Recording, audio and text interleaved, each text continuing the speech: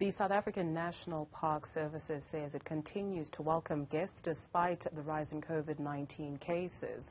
However, another issue of concern is the issue of rhino poaching. Even though SANParks has stepped up efforts to fight the scourge, a gruesome discovery was made last week. We speak now to Mr. Phaahla, who is the communications manager at SANParks.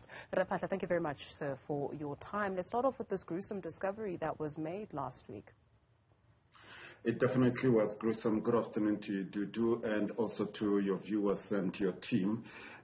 We have been dehorning rhino, as you know that it's one of the strategies that we employ to try and dissuade criminals from gaining from their heinous activities.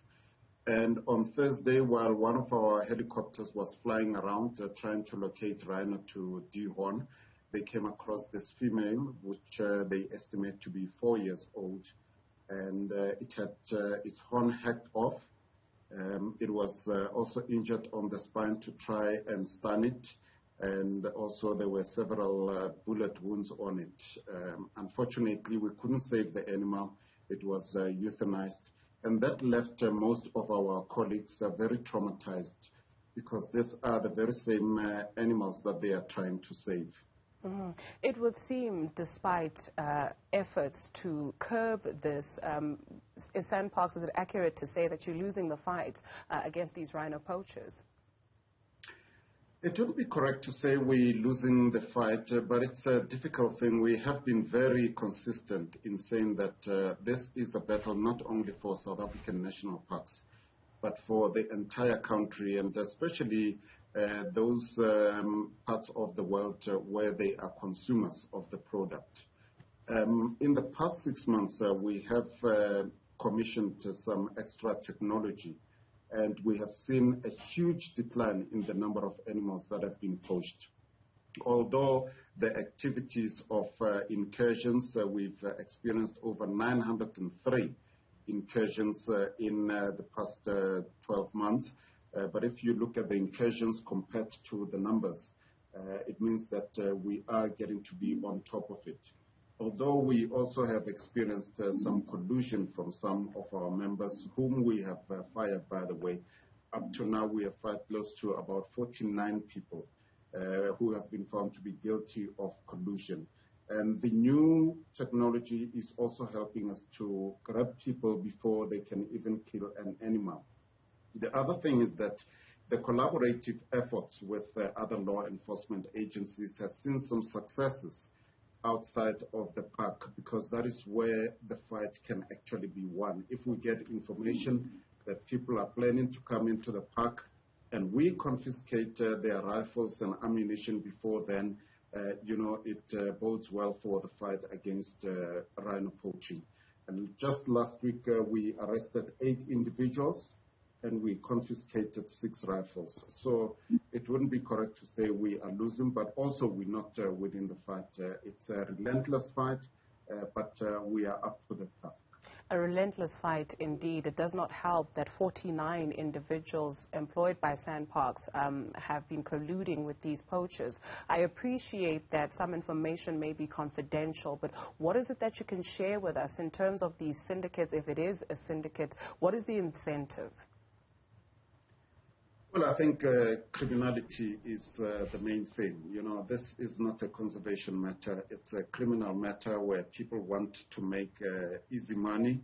The risk as compared to maybe doing a cash heist is they deem it as being less. And the risk as compared to selling drugs is also less, because some of the people that you find are arrested, they've also been involved in carjackings, cash heists, and also in other criminal activities. But we are working very closely with the NPA. We're working with the South African Police Services. This year alone, ever since the Skukuza Regional Court opened, we have seen heavy sentences being meted out to those who have been found guilty. We have a percentage of about 99% cases that we have won. So we are really taking the battle through to those criminal syndicates. And their modus operandi, of course, is to try and recruit from within our ranks. And we continuously are talking to our colleagues and saying to them that this is not the correct way to do things. You might think just by disclosing where there is a healthy population of animals, you're not doing anything. But what it means is that you are taking part in this brutal activity. What is the time for somebody that has been convicted of this? We have seen sentences ranging from 40 years. Somebody was given 40 years just in April. And the least sentence that we have seen is of about 7 years. So it's quite a heavy sentence for people to lose their freedom. And in some instances, unfortunately, we've seen other people also losing their lives in the battle.